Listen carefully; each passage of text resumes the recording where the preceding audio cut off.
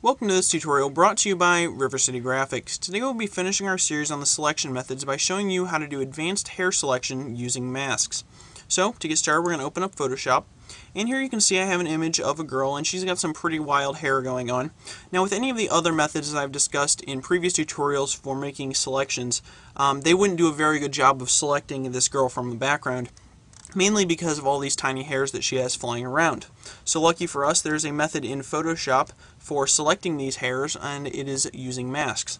So to get started, we basically need to get a general selection of the girl. So I'm going to go over to the Quick Selection tool, which we discussed in a previous tutorial, and I'm just going to do a basic selection of her by dragging over her. And we're just trying to get as close as possible without worrying too much about being perfect.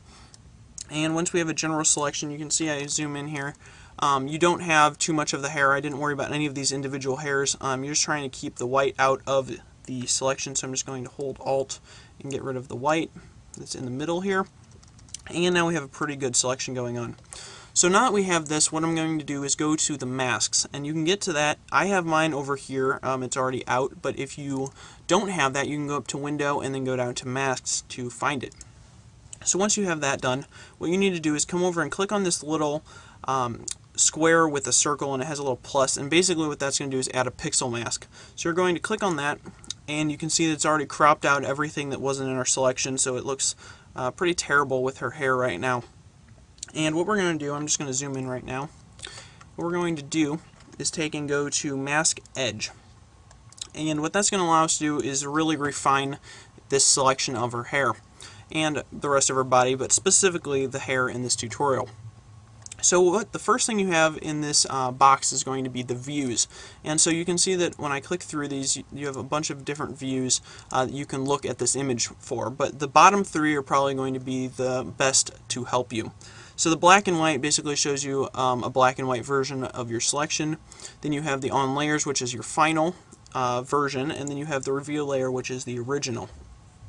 So the first thing we're going to do is go to this black and white, and then I'm just going to click off this to apply it.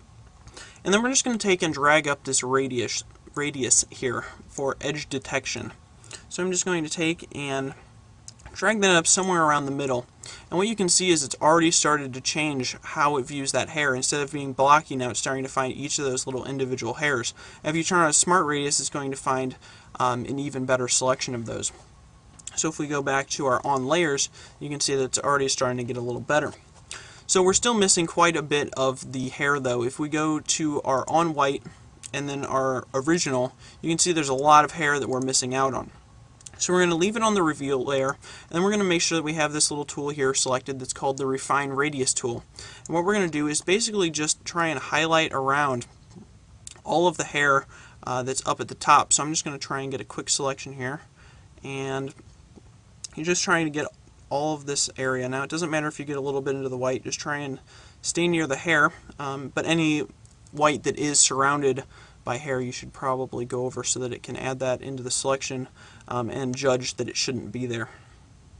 So we're just trying to get all of the little wisps of hair, and it will be able to detect that it's different than what's around it.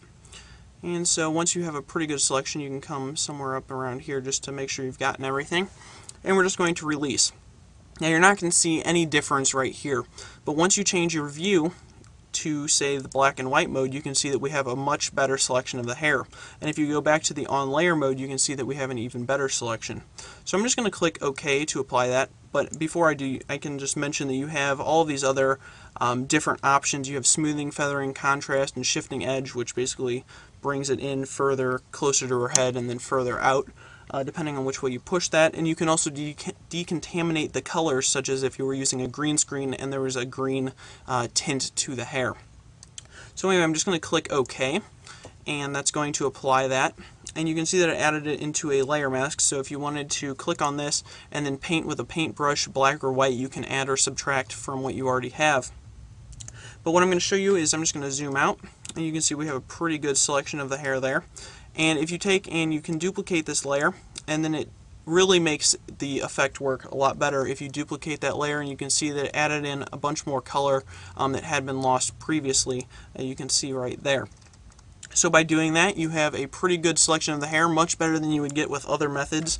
And I hope you guys learned something in this tutorial. Hope you guys can use this with your projects, whether you're extracting hair or extracting something else. Don't forget to subscribe, rate, and comment, and I'll see you next week. Thanks for watching.